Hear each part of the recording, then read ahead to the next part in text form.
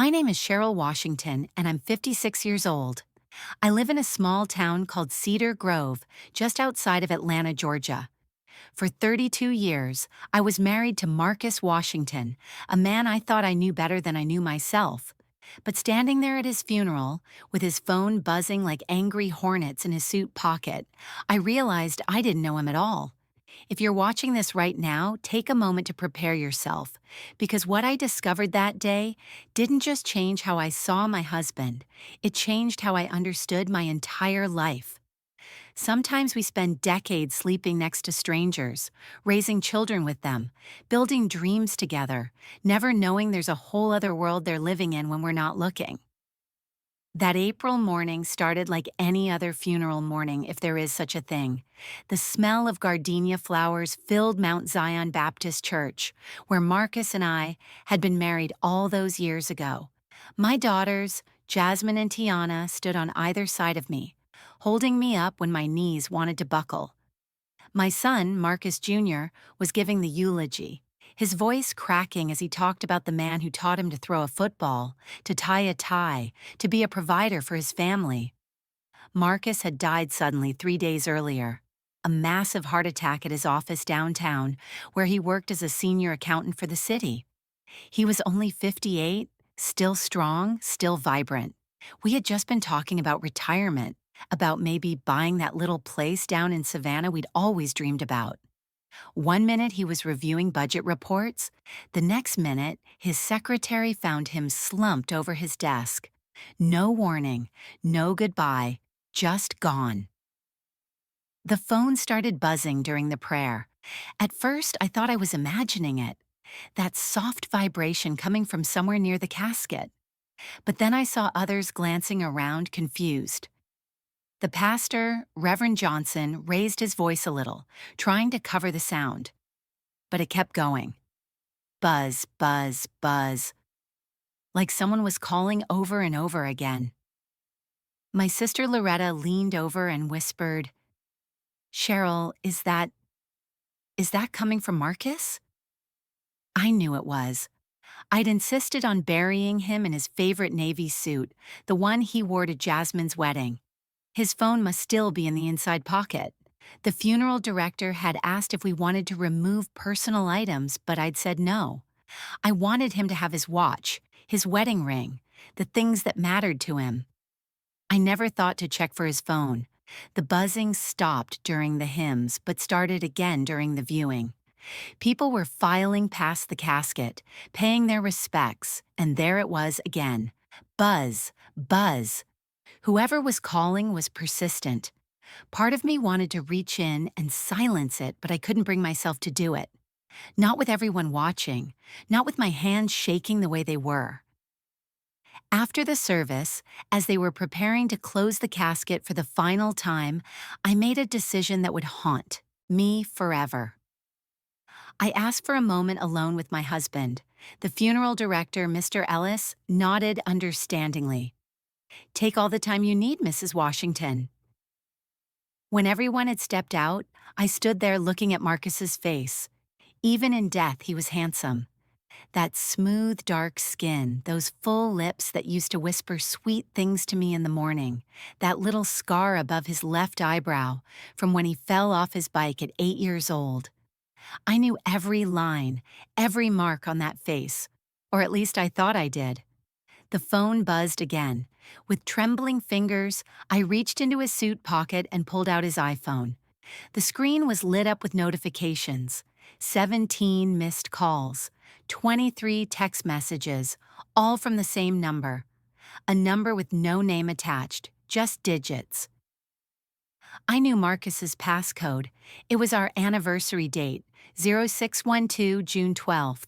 He'd used the same code for everything, said it was the only important date he needed to remember.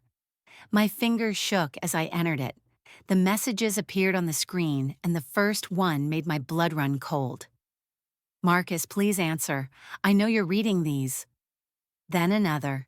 "You can't just disappear on us like this." And another.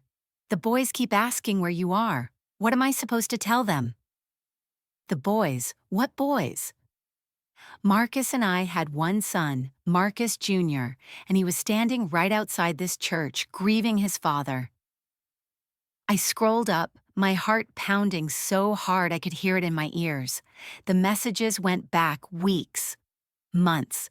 Pictures started appearing.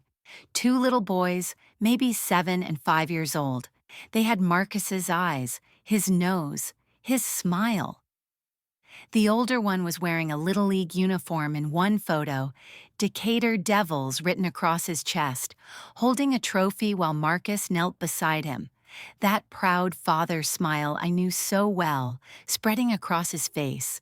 The younger one was blowing out birthday candles in another picture, 5 candles on a Spider-Man cake. Marcus's hands helping guide his small ones to cut the first piece. My stomach turned. I gripped the edge of the casket to steady myself, the smooth wood cold under my palms. The phone kept revealing more. A video thumbnail showed Marcus pushing both boys on swings at a park I didn't recognize. Another message read, "Elijah won't eat. He says his stomach hurts when Daddy doesn't come home." Elijah, the boy had a name. They both had names. In the next message, "Noah drew you another picture for your office. When can you pick it up?" I thought about Marcus's office at City Hall, the one I'd visited just last month to bring him lunch. There had been children's drawings tucked behind his computer monitor. I'd assumed they were old ones from our kids saved for sentiment, but the crayon strokes had seemed too fresh, too recent. The woman, because now I could see it was a woman sending these messages, had sent a voice message 3 days ago, the morning Marcus died. My finger hovered over the play button. Did I really want to hear her voice? This woman who was texting my dead husband about their children? I pressed play. "Marcus, I know you said you needed space after our conversation last week, but this is ridiculous. You can be mad at me all you want, but don't punish the boys. Elijah has his school play on Friday. You promised you'd be there. You promised." Her voice was younger than mine, softer, with that slight Atlanta accent that marked her as city-born. She sounded tired, frustrated, like a woman who'd had this conversation before. The timestamp on that message was 8:47 a.m. Marcus had his heart attack at 9:15. He'd been alive when she sent this. He'd probably listened to it. Had the stress of juggling these two lives finally stopped his heart? I scrolled further back, my legs beginning to shake. A month ago. "Thank you for Noah's birthday party. You made it so special. He won't stop talking about the bike you got him." 2 months ago. "The mortgage payment went through. Thank you for handling that." Mortgage? What mortgage? We owned our house free and clear, had for 5 years now. 3 months ago, there was a photo that knocked the wind out of me. It was Marcus at what looked like a Thanksgiving table, carving a turkey, but it wasn't our dining room. The walls were yellow, not the sage green I'd painted ours. The china was different, blue and white, not the rose pattern my mother had given us. And sitting around that table were those two boys and a woman whose face was turned away from the camera, her hand resting on Marcus's arm with casual intimacy. Last Thanksgiving, when Marcus had told me he needed to visit his sick cousin in Birmingham, I'd offered to go with him, but he'd said it would be too depressing for me, that his cousin was in bad shape. I'd sent him off with a care package of cornbread and collard greens for the family. He'd been carving another woman's turkey, sitting at another family's table, being a father to another woman's children. The phone buzzed again in my hand, a new message appearing at the top of the screen. "Marcus, I just saw the obituary in the paper. Please tell me this is a mistake. Please. The boys are asking why I'm crying." The obituary. We'd run it in this morning's Atlanta Journal-Constitution. Marcus Washington, beloved husband of Cheryl, father of Marcus Jr., Jasmine, and Tiana. No mention of other children, no mention of another life across town. My chest felt tight, like I couldn't get enough air. The smell of the gardenias was suddenly overwhelming, sickeningly sweet. The funeral home's air conditioning hummed too loud. Everything was too much and not enough all at once. Another message popped up. I'm going to call the funeral home. The boys deserve to say goodbye to their father. Their father. Those words echoed in my head as my vision started to blur. Marcus had been living an entire other life, complete with children who called him daddy, who drew him pictures, who had his eyes and his smile, and his blood running through their veins. While I was home in Cedar Grove, keeping his dinner warm, washing his shirts, planning our retirement, he was across town being a father to children I'd never known existed. My legs gave out. Right there, beside my husband's casket, I dropped to my knees. The phone clattered to the floor, still buzzing with incoming messages. Mr. Ellis must have heard the commotion because he rushed in, calling for my children. But I couldn't speak, I couldn't breathe. All I could do was stare at that phone, at those pictures of children who looked exactly like the man I'd loved for over 3 decades. Children who weren't mine. My daughter Jasmine reached me first, and I'll never forget the look on her face when she picked up that phone and saw what had broken me. My daughter Jasmine picked up the phone first. I watched her face change as she read the messages, watched the confusion turn to disbelief, then to rage. "Mama," she whispered, "who is Patricia?" Patricia. Now she had a name. This woman who was texting my dead husband about their boys. This woman who'd been sending him pictures of birthday parties and Little League games. This woman who'd written just an hour ago. "I know you're mad about last week, but please don't shut us out. We need you." Tiana took the phone from her sister, and I saw her hands start shaking just like mine. Marcus Jr. stood in the doorway, still in his black suit, looking between all of us. "What's going on? Why is Mama on the floor?" "Get her up," Jasmine said, her voice hard as granite. "We're not doing this here. Not at Daddy's funeral." They helped me to my feet, but I felt like I was floating outside my body, watching some other woman in a black dress stumble out of that viewing room. The rest of the funeral, the ride to the cemetery, the graveside service, the gathering afterward at our house, it all passed in a blur. I kept thinking about those messages, about those boys with Marcus's face. People kept coming up to me, offering condolences, telling stories about Marcus. He was such a good man, they said, such a devoted family man. Every word felt like a knife twisting in my chest. Which family were they talking about? The one standing here in this living room, or the one sending desperate messages to a dead man's phone? After everyone finally left, after the last casserole dish was washed and put away, my children and I sat around the kitchen table with that phone between us, like evidence at a trial. The notifications had finally stopped. Patricia, whoever she was, had given up. "We need to know," Tiana said, always the practical one, always the lawyer even in her grief. "We need to know everything." I picked up the phone with steadier hands this time and began scrolling through the conversation history. It went back years, 8 years to be exact. The same year Marcus had started working late more often. The same year he'd joined that gym across town, said he needed to start taking better care of himself. The messages painted a picture I didn't want to see. Patricia lived in Decatur, about 40 minutes from Cedar Grove. She was 38 years old, young enough to be my daughter. She worked as a dental hygienist. The boys were named Elijah and Noah. Elijah was 7, born in September 2016. Noah was 5, born in March 2018. I did the math in my head, remembering those times. In September 2016, Marcus had been at a conference in Birmingham. I'd been home taking care of my sick mother, who'd just been diagnosed with dementia. In March 2018, he'd been helping his brother renovate a property in Memphis. I'd been planning Jasmine's wedding. While I was living our life, he was starting another one. The pictures were the hardest part. There was Marcus at a park, pushing Elijah on a swing. Marcus teaching Noah to ride a bike in what looked like Patricia's driveway. Marcus at birthday parties with dinosaur themes and superhero cakes. In every photo, he was smiling. That same smile he gave us, that same love in his eyes he showed our children. How? Marcus Jr. kept saying, pacing the kitchen like a caged animal. How could he do this? How could he have whole other kids and we never knew? But the how became clearer as I read. Marcus had been methodical.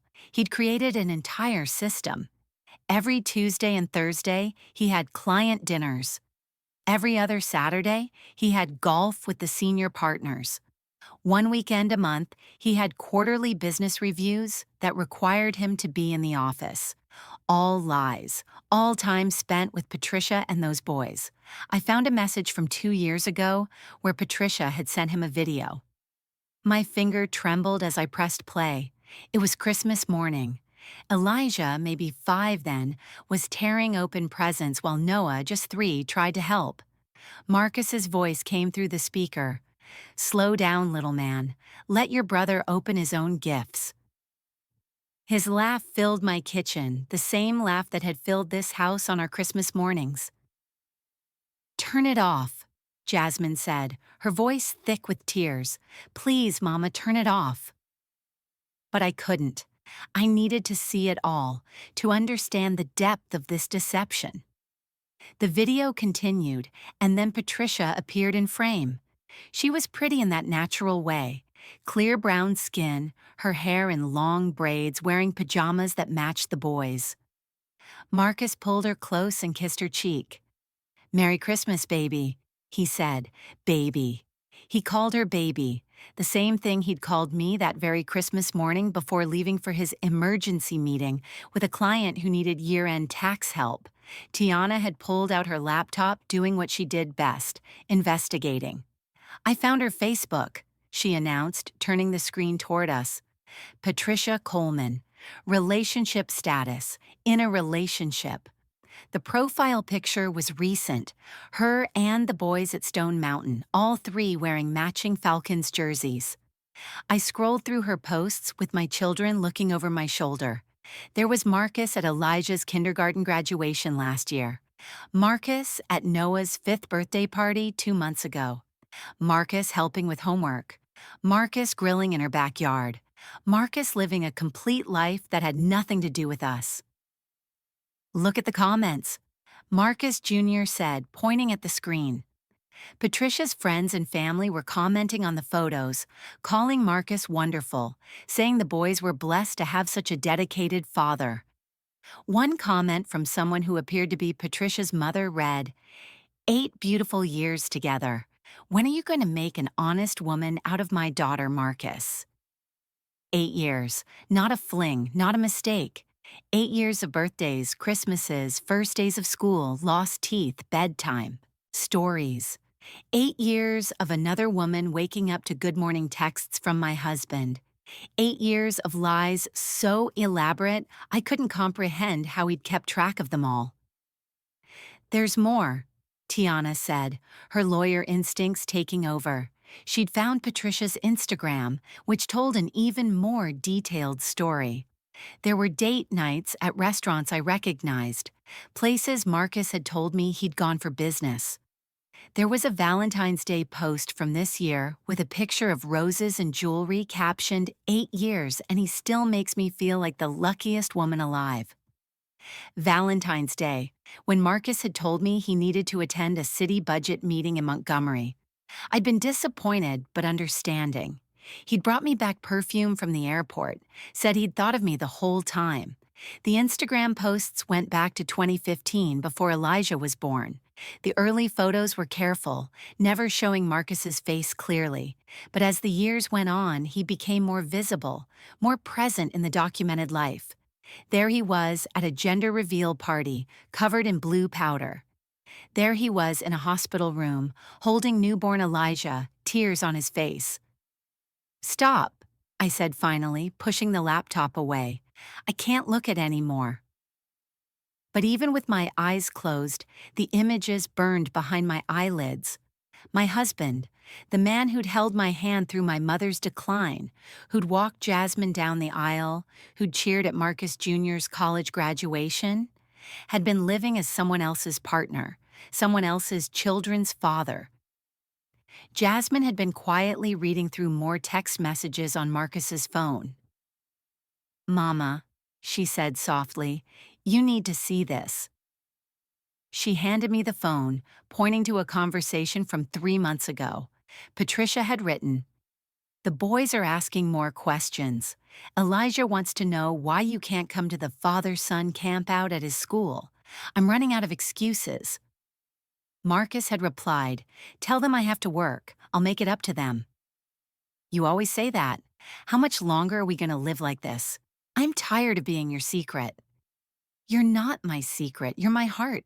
Just give me more time." "Time for what, Marcus? Your youngest is in college now. What are you waiting for?" "My youngest, Tiana." He'd been tracking our children's milestones, waiting for the right moment to what? Leave me? Merge his families? The conversation continued with Patricia pushing for more commitment, more presence, more truth, and Marcus deflecting, promising, buying more time with sweet words and gifts. Then I found the message that changed everything. It was from 3 days ago, the morning Marcus died. Patricia had written, "I'm sorry about our fight.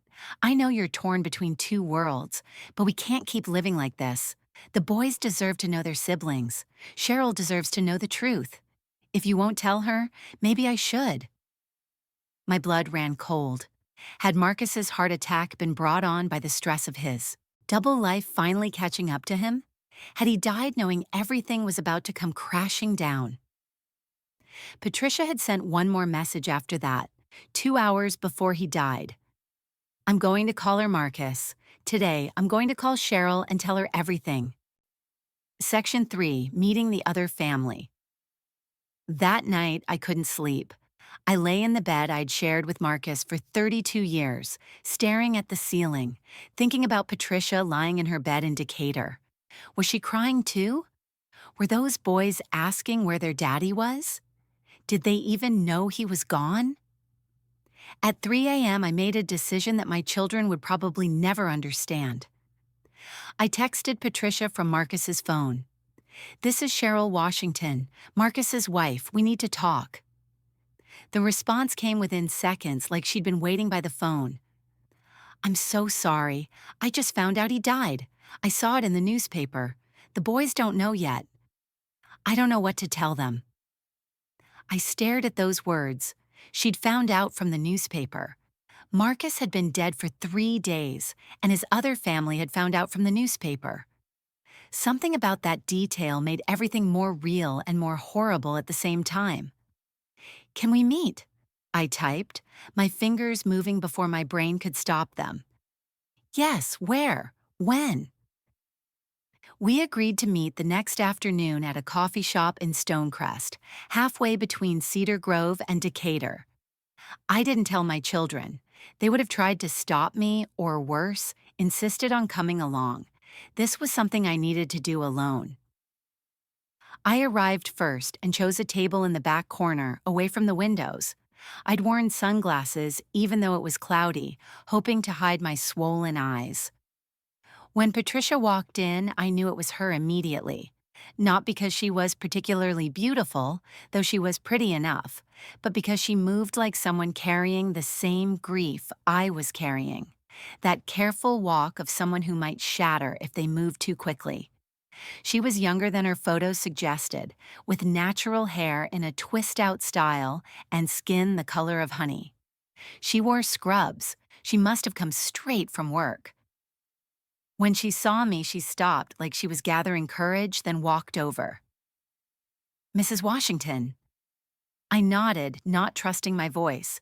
She sat down across from me, and for a moment we just looked at each other. Two women connected by one man's lies. "I didn't know," she said finally, her voice barely above a whisper. "I swear to you, I didn't know he was married. Not at first." "When did you find out?" "About 3 years ago. Elijah found your family Christmas card in Marcus's wallet. The one with all of you in matching sweaters." She laughed bitterly. I confronted him, and he admitted everything. Said he'd been trying to find the right time to tell you, to divorce you, but he couldn't hurt you. Said you'd been together since you were young, that you were more like friends than spouses. Friends. After 32 years of marriage, 3 children, and a lifetime of memories, he'd reduced me to a friend. But you stayed with him, I said, not accusingly, just stating a fact. Patricia's eyes filled with tears. I had 2 babies with him. Elijah was 3, Noah was barely 1. And he was such a good father to them, present, involved. He came to every school event, every doctor's appointment. He was building them a tree house in our backyard. Our backyard. She said it so naturally, like it was really theirs together. She continued, her voice getting stronger. He told me you had an understanding, that you stayed together for the children, for appearances, but that your marriage had been over for years. He said you had your own life, your own interests, that you barely spoke anymore except about the kids. I felt my chest tighten. We made love 2 weeks ago. We were planning our retirement to Savannah. We held hands at church every Sunday. Patricia's face crumbled. He told me he hadn't touched you in years. He said you slept in separate bedrooms. We've shared the same bed for 32 years. His cologne is still on his pillow. The coffee shop seemed to shrink around us. The espresso machine's hissing sounded too loud. A couple at the next table was laughing about something on their phone, oblivious to the 2 women whose worlds were colliding in the corner. Tell me how it started, I said, needing to understand how my husband had become a stranger. Patricia wiped her eyes with a napkin. We met at a dental conference in 2015. I was presenting on pediatric dental care, and he was there because the city was considering new dental insurance plans for employees. He seemed so professional, so kind. He asked intelligent questions about the presentation. We had coffee afterward to discuss the city's options. The year Marcus had started going to more professional development conferences. I'd encouraged him, said it was good for his career. He pursued me slowly. Patricia continued. Coffee became lunch. Lunch became dinner. He was respectful, never pushy. He talked about his work, his love for numbers, how he wanted to make a difference in city government. He never mentioned a family, never wore a wedding ring. I looked down at Marcus's ring, still on my dresser at home where the funeral director had returned it. He'd worn it every day in our house, taken it off every time he left for work. By the time we became intimate, I thought I knew him completely. He had an apartment near downtown, said he stayed there during the week because the commute from his house in the suburbs was too long. I only went there a few times. He preferred coming to my place. The apartment. I thought about our credit card statements, how Marcus handled all the finances, how many secrets had been hidden in those numbers he loved so much. When I got pregnant with Elijah, he was overjoyed, Patricia said, a sad smile crossing her face.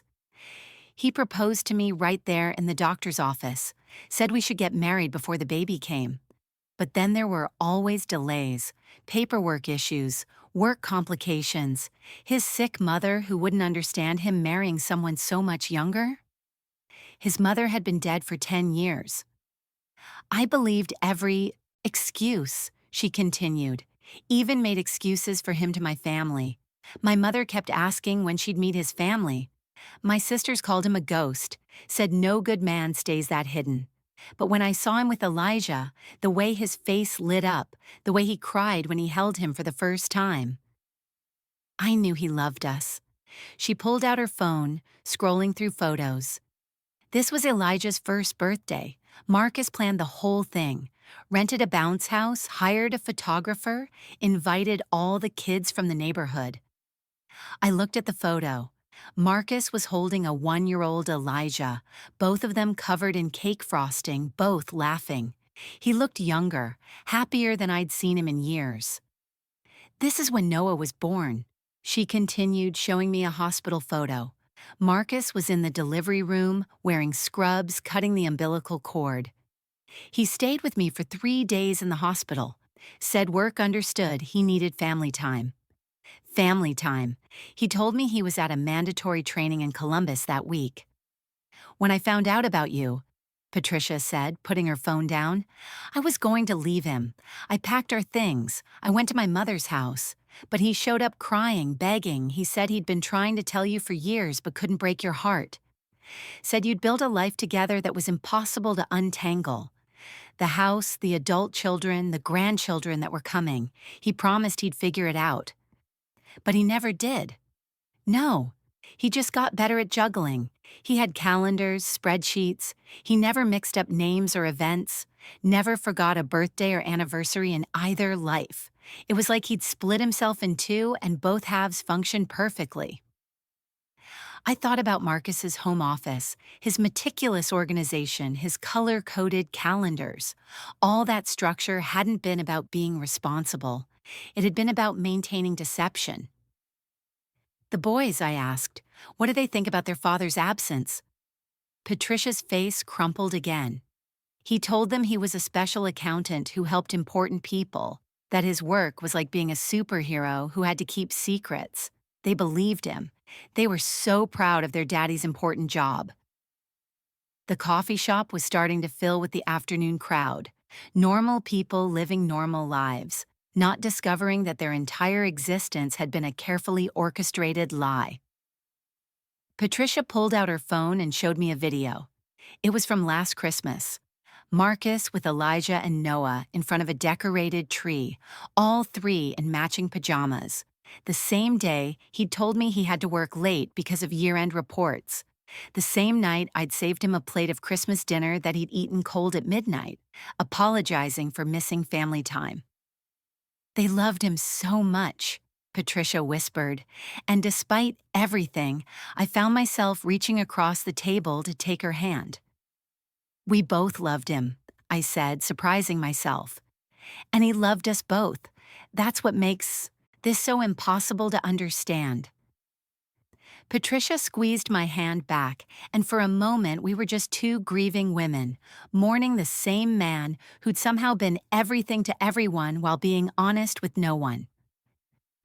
There's something else, Patricia said, pulling her hand back, wrapping her arms around herself.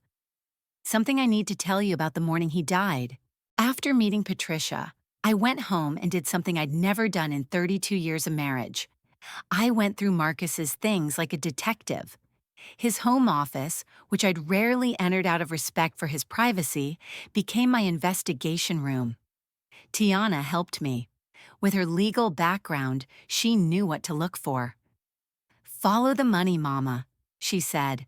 There's always a money trail. And oh, was there a trail? Marcus had been meticulous about our family finances. Everything was organized in labeled folders: mortgage payments, utilities, college funds, retirement accounts. But behind those folders, hidden in a locked drawer I had to break open, was another set of documents. Another life documented in bank statements and receipts. He had a separate checking account I never knew about. The statement showed regular transfers, $3,000 every month to an account in Patricia's name, mortgage payments for a house in Decatur, tuition payments to a private preschool for Noah, medical bills for pediatrician visits, 7 years of Little League fees for Elijah. He was paying for everything, Tiana said, calculating on her phone. Between our household and theirs, Daddy was supporting 2 complete families on his city accountant's salary. But that wasn't possible. I knew what Marcus made. It was good money, but not enough for all this. That's when we found the other revelation. Marcus had been doing freelance accounting work I never knew about.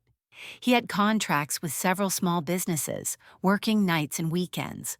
All those times he said he was at the office catching up. He was earning money to support his secret family. There was also a life insurance policy I didn't know existed. A $500,000 policy with Patricia listed as the beneficiary. He set them up better than us, Marcus Jr. said bitterly when he saw it. We get the house with a mortgage. They get $500,000. I had to call Patricia again. This time, she answered on the first ring. I know about the money, I said without preamble. She was quiet for a moment. I never asked him for anything. He insisted on taking care of everything, said it was his responsibility as their father. And the life insurance. I I didn't know about that until yesterday. The insurance company called me. I don't want to take anything from you and your children. There was something in her voice, a heaviness that went beyond grief. Patricia, what aren't you telling me? A long pause. Then, I'm pregnant. 12 weeks. Marcus knew. We found out the week before he died. The room spun. Tiana grabbed my arm to steady me. Another child. Marcus had been creating another child while planning our retirement to Savannah. That's what our fight was about. Patricia continued, her voice breaking. I told him he had to choose. Really choose this time. Either be with us completely or let us go. I couldn't do the halfway thing anymore. I couldn't keep explaining to the boys why Daddy could never spend the night, why he missed Christmas morning, why we couldn't go to his funeral. They couldn't go to his funeral. Those boys had lost their father and couldn't even say goodbye. I hung up the phone and sat there in Marcus's leather chair, the one he'd bought 5 years ago, saying he needed proper back support for all his late-night work. Now I knew what that work really was. Juggling spreadsheets to hide money, maintaining contracts I knew nothing about, building a financial web so complex that even now, with all the evidence spread across his desk, I could barely comprehend it. Jasmine had been going through his computer, using passwords she'd figured out from his usual patterns. "Mama, look at this," she said, turning the laptop toward me. It was a folder labeled Tax Prep 2019, but inside weren't tax documents. They were photos of a house, a beautiful 2-story colonial in Decatur with a red door and window boxes full of flowers. Property records show he bought it in 2016, Jasmine said, pulling up another screen. Not in his name, in the name of an LLC called M&P Holdings. M&P, Marcus and Patricia. The down payment was $60,000, she continued. Where did he get $60,000 without you knowing? That's when we found it, the answer that made me physically ill. His mother's life insurance payout from when she died in 2014. He told me it was $30,000, that we'd put it all toward the kids' college funds, but the actual documentation showed $90,000. He'd hidden $60,000 and used it to buy another woman a house while I was clipping coupons and shopping sales to stretch our budget. There's more, Tiana said, looking up from another pile of papers. He refinanced our house in 2018 without telling you, pulled out $40,000 in equity. That's impossible, I said. I would have had to sign. But even as I said it, I remembered. Papers he'd brought home for me to sign, saying they were for adjusting our homeowner's insurance. I'd signed them while cooking dinner, trusting him completely. Why wouldn't I? He was my husband. Marcus Jr. had been silent through all of this, but now he exploded. He stole from us, from our family, from our future. He swept his arm across the desk, sending papers flying. And for what? To play daddy to some other kids? Those kids are innocent, I heard myself say, even though my own heart was breaking. They didn't choose this. We kept digging, and every new discovery was another wound. Marcus had opened credit cards I didn't know about, all near their limits. He'd cashed out part of his retirement fund, taking the tax penalty to get liquid cash. He'd been selling things, his father's watch collection, the vintage coins he'd inherited, even some of my jewelry that I'd thought I'd misplaced. He was drowning, Tiana said quietly, looking at the timeline we'd constructed. The financial pressure was crushing him. Look at these cash advances, these payday loans. He was robbing Peter to pay Paul, and eventually he was going to run out of Peters. The doorbell rang, interrupting our investigation. It was a courier with a certified letter from a law firm. My hands shook as I opened it. Dear Mrs. Washington, we represent Patricia Coleman in the matter of the estate of Marcus Washington. Our client has been informed that she is the beneficiary of a life insurance policy. However, given the circumstances, she wishes to discuss an equitable arrangement. I couldn't read anymore. I handed the letter to Tiana, who scanned it with her lawyer's eye. She's offering to split the insurance money, Tiana said, disbelief in her voice. She doesn't have to do that. Legally, it's hers. I thought about Patricia, pregnant and alone with two grieving boys. Then I looked around at the chaos of Marcus's office, at the evidence of a man who tried to be everything to everyone and ended up destroying himself in the process. The phone rang. It was our bank. Mrs. Washington, we're calling about some unusual activity on your husband's accounts. We've had someone trying to access them with his credentials, but they were flagged because of the death certificate we received. Who? I asked, though I already knew. The attempts were made from a computer in Decatur. We've frozen all accounts pending your authorization. After I hung up, Tiana looked at me. Patricia doesn't know he's broke, does she? She doesn't know there's nothing left. I shook my head. She was probably trying to access money for the boys, for groceries, for the mortgage payment that was due. She'd been dependent on Marcus just like I had, trusting him to handle everything, never knowing he was performing an impossible balancing act that was destined to collapse. That evening, as we boxed up all the financial documents for the lawyers and accountants who would help us untangle this mess, I found one more thing that broke my heart all over again. It was a Father's Day card from Elijah, handmade with construction paper and crayons. To the best daddy in the world, it said, thank you for teaching me to be brave. Inside, in Marcus's handwriting, he'd written, keep this always. Remember, Daddy loves you. It was dated just 2 weeks ago. Next to it was a photo. Both families combined, though we didn't know it. It was from Piedmont Park, taken by a stranger. Me and our children on one side having a picnic, and if you looked carefully in the background, Patricia with the boys at the playground. Marcus must have taken the photo from the stranger's phone, keeping this image of his two worlds occupying the same space, never touching, never knowing. He'd known something was coming. Maybe his heart had been warning him. Maybe the stress of living two lives had finally become too much. But he'd held on to these mementos from both his children, hidden in his desk, where he could see them during those late nights when he was juggling numbers, trying to make the impossible math of his double life add up. The financial investigation had revealed the how of Marcus's deception. But staring at that Father's Day card, at that photo of two families in one park, I realized the why was more complex than I'd ever understand. Tomorrow I'd have to face an even harder truth. What to do about the innocent children caught in the wreckage of their father's choices. 2 weeks after the funeral, I did something that made my friends think I'd lost my mind. I invited Patricia and her boys to our house. Mama, no, Jasmine said when I told her, you don't owe them anything. It's not about owing, I said, though I couldn't fully explain even to myself why I needed to do this. Those boys lost their father. They're your brothers, whether we like it or not. The day they came, I spent the morning looking at old photos of my children when they were small.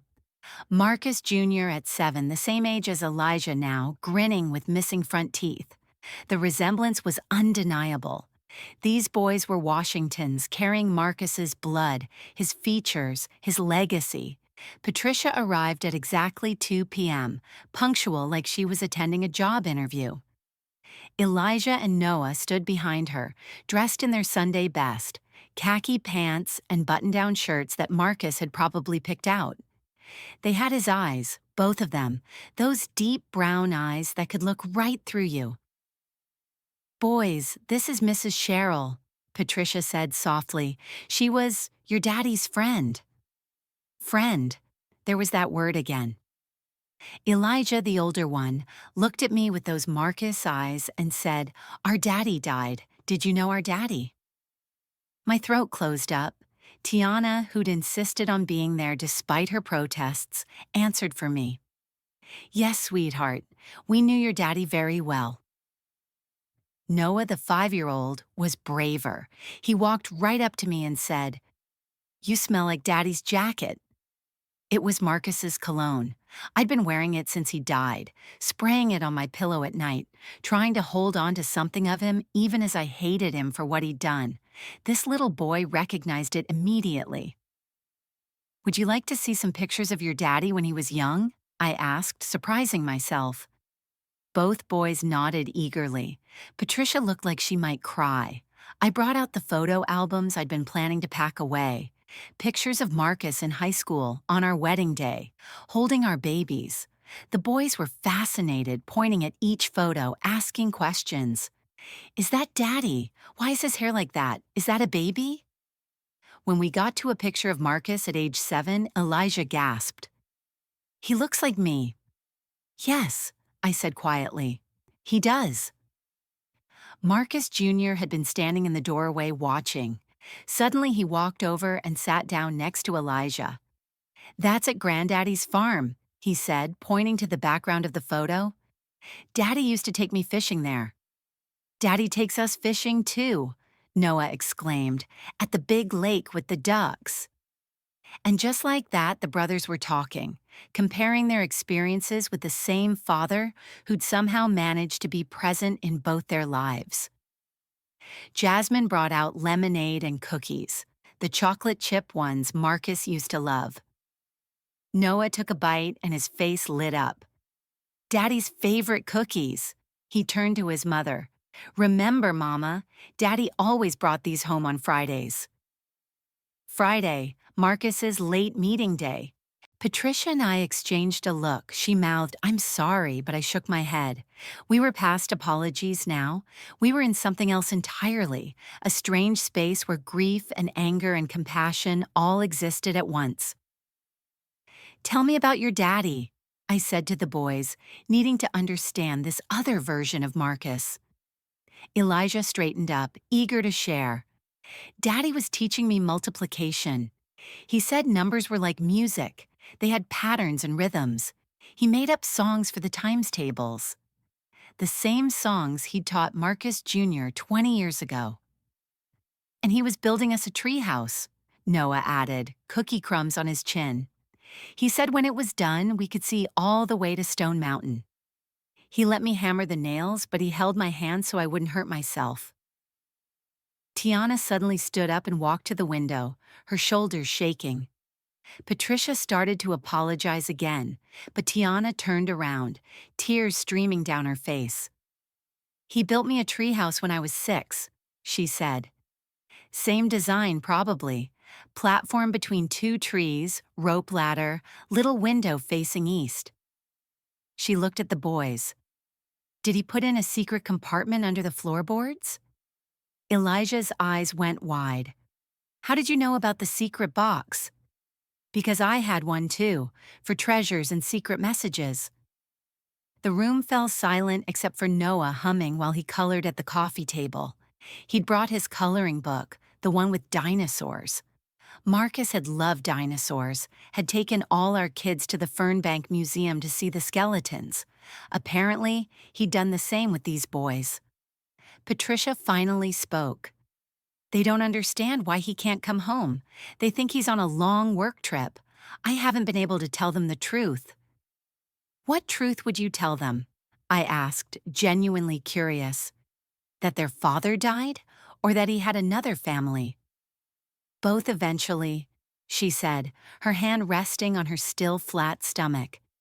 "When they're older, when they can understand that people are complicated, that someone can love you and lie to you at the same time." Marcus Jr. had been quiet, but now he spoke up. "They should know him the way we knew him, the good parts." He looked at his half-brothers. "Your daddy taught me to ride a bike. Did he teach you?" "Yes," Noah said excitedly. "He ran beside me holding the seat, and then he let go, but I didn't know. And when I looked back, he was cheering and taking pictures." "Same with me," Marcus Jr. said, and for the first time since the funeral, he smiled. "Probably the same bike path at Piedmont Park." We spent the afternoon sharing stories, finding the overlaps in our separate lives with Marcus. The bedtime stories he read, always doing voices for the characters. The pancakes he made on Saturday mornings, Mickey Mouse shaped. The way he checked for monsters under beds and in closets with elaborate monster detection rituals that made the children laugh instead of fear. He took me to my first Braves game, Marcus Jr. said. Me too, Elijah chimed in. Last summer, we had hot dogs and he caught a foul ball. They compared dates, different games just weeks apart. As the sun started setting, painting my living room in golden light, Patricia gathered her boys to leave. But Noah ran to me and wrapped his small arms around my waist. Thank you for showing us Daddy's pictures, he said. Can we come back? Daddy said family is important. Family. This little boy, who I'd never known existed until 2 weeks ago, already understood something it had taken me days to grasp. We were family now, connected by blood and loss and Marcus's complicated love. Yes, I said, hugging him back. You can come back. After they left, my children and I sat in the living room, emotionally exhausted. I hate him, Jasmine said quietly. But those boys, they loved him the same way we did. He was the same father to them, Tiana added. Same jokes, same lessons, same love, just divided. Marcus Jr. was looking at the spot where Elijah had been sitting. He has Daddy's hands. Did you notice? The way he holds a pencil, that little crook in his finger. I had noticed. Every gesture, every expression, every laugh from those boys was a piece of Marcus, walking around in the world, carrying his DNA and his mannerisms and his love forward into the future. There's going to be another one, I said, finally telling them about Patricia's pregnancy. They absorbed this news in silence. Then Jasmine asked, "What are we going to do?" "We're going to be a family," I said, surprising myself with the certainty in my voice. Not the family any of us planned, but the family we are. Those boys are your brothers. That baby will be your sibling. We can choose to let Marcus's lies define us, or we can choose to define ourselves. 3 days later, we held the memorial service. It was small, just both families in the same church where we'd held the funeral, but in the children's Sunday school room where Marcus had once taught classes. Elijah and Noah placed flowers next to a photo of their father. They'd drawn pictures for him, stick figures of a family that included all of us, even the baby represented by a small circle in Patricia's stick figure belly. In their innocent drawings, we were all together, all connected, all whole. Before they left, I made a decision that came from somewhere deeper than hurt or anger. "We're having a memorial service," I said to Patricia, "for the children, since they couldn't be at the funeral. Would you bring them?" Patricia's eyes filled with tears.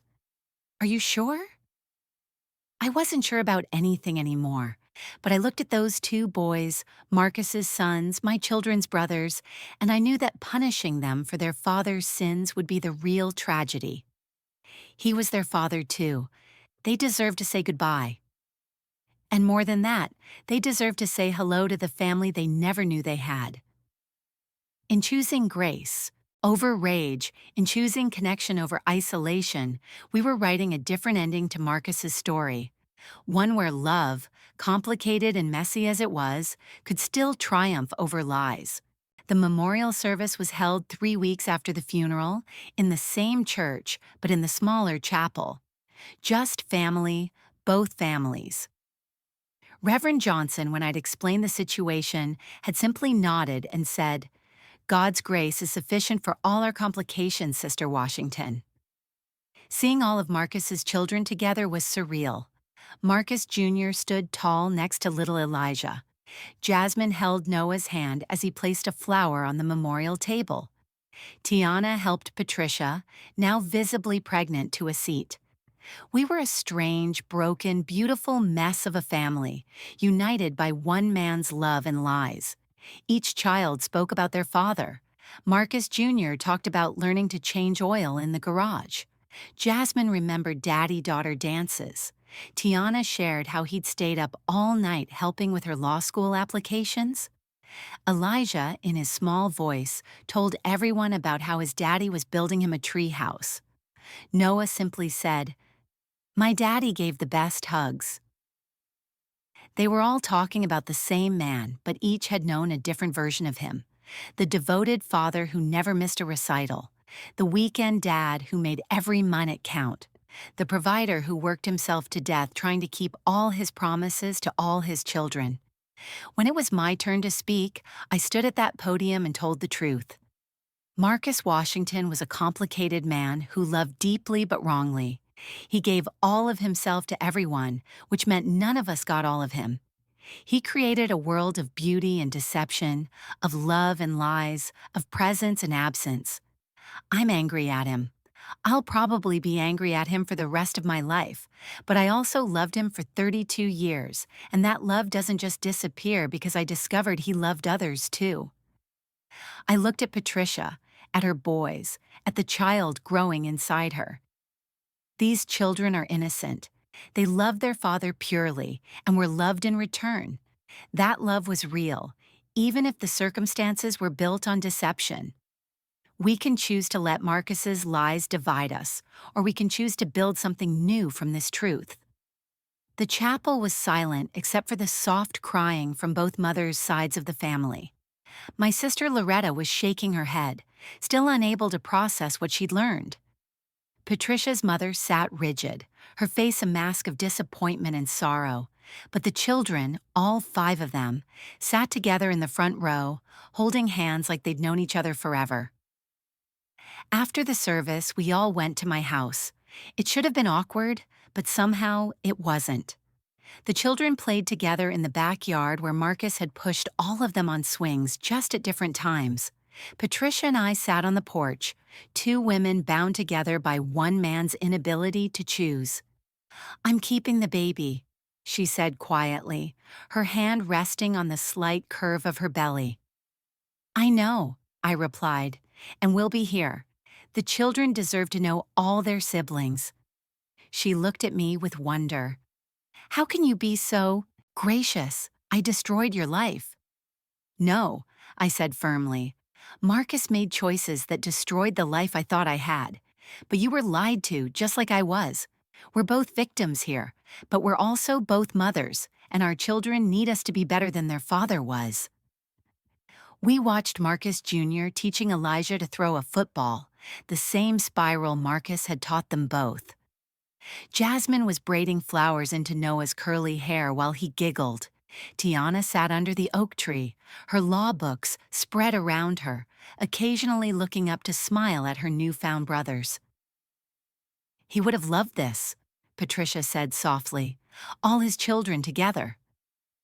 "He could have had this," I replied, unable to keep the edge from my voice. "If he'd just been honest." Patricia turned to me then, tears flowing freely. "The morning he died, I gave him an ultimatum. I told him I was done with the secrets, that I was going to call you myself. The last thing I said to him was that I hated him for making me live this lie." She covered her face with her hands. "What if that's what caused his heart attack? What if I killed him?"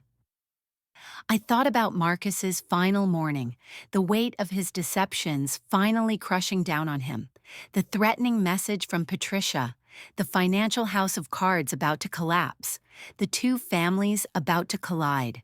His heart, already strained from years of stress and secrets, finally giving out. "Marcus killed Marcus," I said, taking her hand. "The lies killed him, not you, not me. The impossible burden of trying to be 2 people in 2 places killed him." If you're watching this story, you might wonder how I found the strength to extend grace in the midst of such betrayal. Let me tell you something I learned. Forgiveness isn't about the person who wronged you. It's about freeing yourself from the prison of bitterness. I didn't forgive Marcus for his sake. He's gone. I forgave him so I could breathe again, so I could look at his children, all his children, without hate in my heart. Today, 2 years later, we're an unusual family. Patricia's daughter, Grace, is 18 months old and looks just like my Jasmine did as a baby. The boys spend weekends with their siblings. We celebrate birthdays together, share holidays, navigate this strange new normal we've created from the ashes of Marcus's deception. Last Thanksgiving, we all gathered at my house. Patricia brought her mother's mac and cheese recipe. My children called Elijah and Noah their brothers without hesitation.